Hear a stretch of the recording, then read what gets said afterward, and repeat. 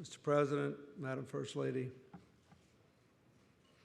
ladies and gentlemen, we are here tonight, make no mistake about it,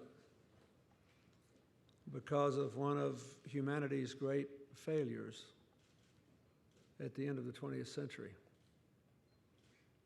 and one of my personal failures. For the world did not intervene to try to stop the Rwandan genocide.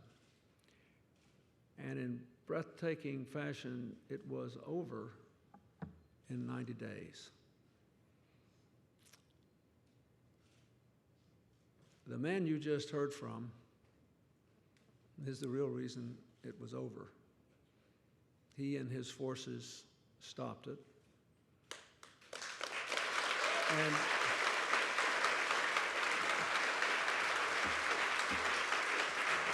And then when he could have taken power in a military coup, he instead opted for democracy and served first as the country's vice president. I first went to Rwanda in part to apologize for my failure to do what I could to stop the genocide in 1998. And President Kagame was still the vice president. I asked if they would gather some survivors to meet with me. I never met 6 more amazing people in my life. One woman in particular I remember because she was so beautiful and seemed to have no scars. One person had an arm cut off, others were heavily marked, and she said she was unmarked because when she was attacked, having been betrayed by her neighbors, she was given the machete blows on her back and left for dead, and she woke in a pool of her own blood to find her husband and 6 children lying dead around her. She said, I screamed out to God in anger that I had been spared, and then I realized I must have been spared for a reason that could not be something as mean as vengeance.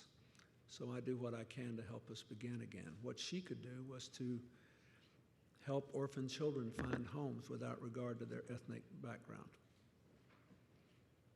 She is a model for the kind of country President Kagame has tried to build. When I went back after I left office, I went to one of the reconciliation villages they set up where Hutus and Tutsis got land and houses, but they had to agree to live side by side. And I saw 2 women holding hands. One had lost her husband and brother in the genocide. The other's husband was awaiting war crimes tribunal action as a war criminal. They were neighbors holding hands. I saw children dancing together across the previous divide for the first time since 1994 and 2001. And I've been back several times since. We work there now, my foundation does, at the request of the president, helping them to deal with HIV and AIDS and build a rural health network with Dr. Paul Farmer and Partners in Health, and with a development initiative along with Tom Hunter, a Scottish philanthropist, which helps people in the poor area of rural Rwanda, about 500,000 of them, to improve their agricultural livelihoods. We had a 340% increase in the maize crop last year. I'm very proud of that. And this place where people were hungry now has a surplus and has been asked by the president to store the food and to avert hunger in other parts of the country. This is an astonishing place. Time before last, when I was there, I went through the Holocaust Memorial. It's on a hillside outside Kigali. Some of you have seen it. And I was honored to try to help raise the funds to finish it. This really eloquent young man took me through. He was a handsome, articulate fellow, and it's a gripping thing if you ever get a chance to see it. So we get about halfway through the tour, and I said, did you lose anybody? He said, oh, yes, my parents, my brother, and my sister-in-law. He went through, and I said, how many in total? He said, down to my first cousin, 73. I said, this must be hard for you. He said, no, it's therapeutic. Don't you see we have to begin again? And I said to him, you remind me of this woman I met on my first trip. And I told him the story about the woman. And he smiled and he said, well, I should. She's my aunt. I tell you that because it's a little country, and there are lots of stories like that. These young people who are dancing for us and playing tonight, the people whose movies you will see, it's an astonishing place. President Kagame sort of said in passing, because he's a modest man, that everybody assumed Rwanda would be a failed state. Consider the miracle that they have already achieved. It is far from a failed state. It's one of the most well-organized, disciplined, forward-looking places, not just in Africa, but among all the developing countries of the world. And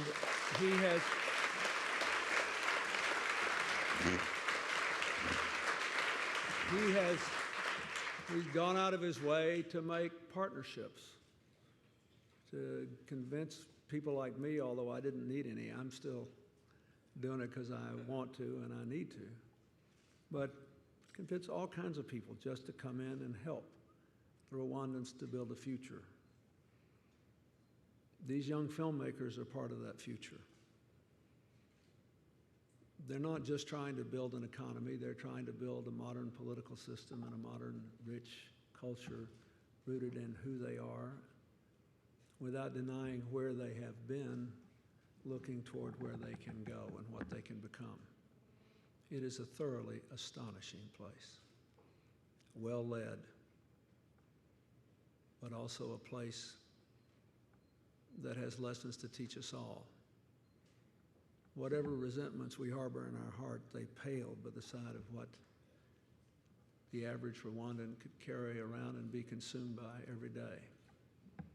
They are a lesson in letting go and going on. I hope tonight they'll help us all to learn it well. Thank you very much.